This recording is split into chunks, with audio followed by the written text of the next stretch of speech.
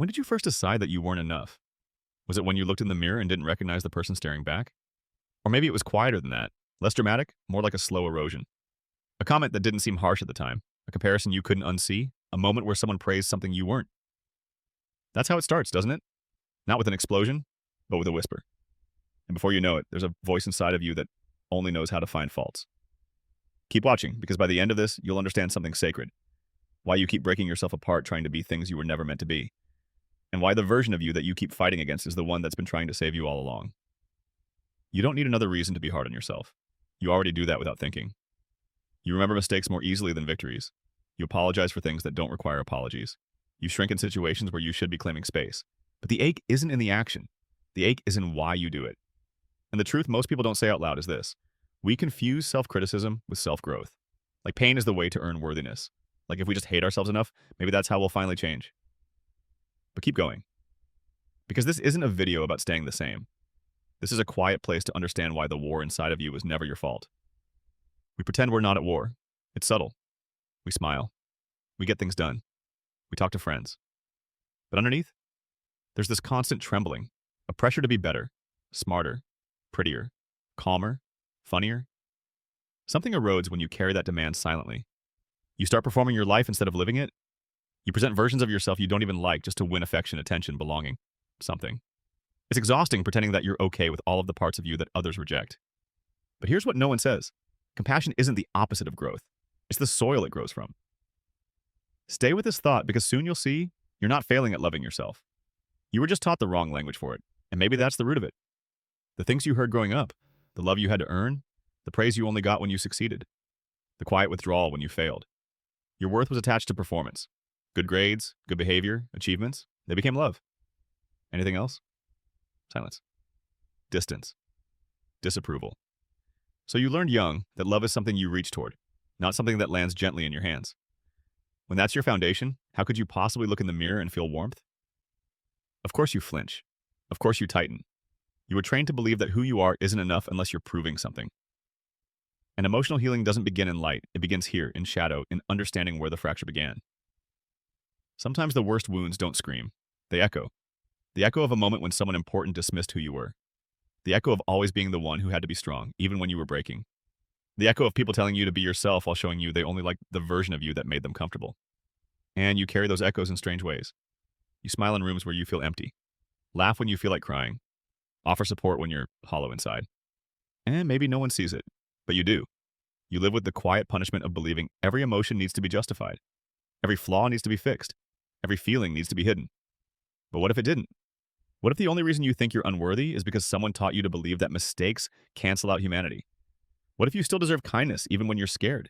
Even when you're a mess? Even when you didn't live up to your own expectations? The pain doesn't come from being imperfect.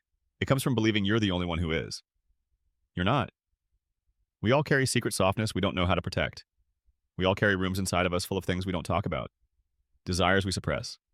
Versions of ourselves we lock away. Why? Because we're terrified that if we showed all of it, no one would stay. So we abandon ourselves first. We reject before we can be rejected. Sometimes you're not healing because you don't believe you're worthy of healing. You sit in silence while your heart bruises, repeating the same thoughts. I should have known better. I shouldn't feel this way. I'm too much. I'm not enough. Over and over, like a story someone else wrote for you. But here's something sacred. Compassion doesn't ask you to deny pain. It asks you to make space for it. To say, yes, this hurt, and I still matter. Can you feel the shift in that? That tenderness softens the blade you've been holding against your own heart for years. And maybe for a moment, the war quiets. Think about the way you comfort other people. The softness in your voice when they cry. The effort you put into finding just the right words to ease their ache. Now ask yourself, why don't you speak to yourself that way?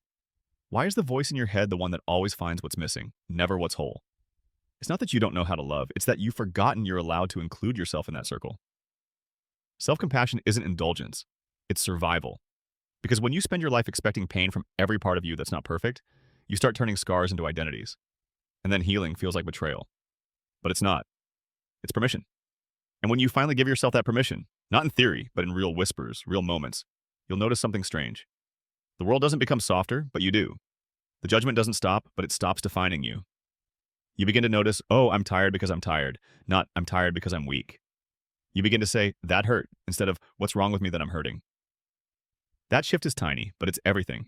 Because that's what compassion feels like. Not fixing, just seeing. Not rushing, just staying. Can you stay with yourself when you're not impressive? When you're not inspiring? When you're just there? Think about it. How many people have ever truly done that for you? And that's why this matters.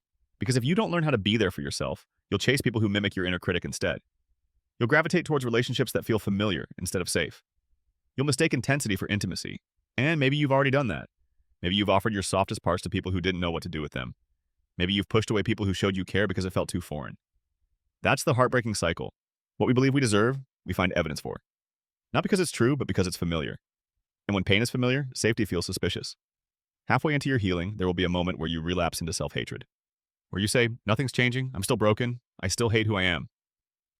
Don't run from that moment. Sit with it. Because here's the deeper truth. Seeing your pain means you're seeing yourself. And seeing yourself, really seeing, is the beginning of love. Not the love you perform, but the love that just lets you breathe. Remember what we said at the beginning? Stay through this, and you'll see why this feeling never meant you were broken. You're beginning to see it now, aren't you? Self-acceptance doesn't mean liking every part of yourself. It means stopping the war. When a storm passes through a forest, the trees don't apologize for the wind. They sway, they break, sometimes they split open, but they don't question their right to be rooted. Why do we? Why do we make every hardship into evidence that we are failing at being human? Your sadness doesn't make you flawed. Your anxiety doesn't make you weak. Your mistakes don't make you unlovable. They just make you. They are part of the shape of your becoming. How else would you grow if not through the moments that brought you to your knees? But there's this fear, right? That if you're gentle with yourself, you'll lose your edge. That if you accept who you are, you'll stay stuck. But think about it. Has the harshness ever created peace? Or has it only made you feel like you're chasing something you can never hold long enough to feel whole? Maybe the real growth isn't becoming someone else. It's learning how to hold who you are without flinching, without tightening, without bracing for rejection. Because maybe the edge you're afraid of losing was never about excellence. It was a survival strategy.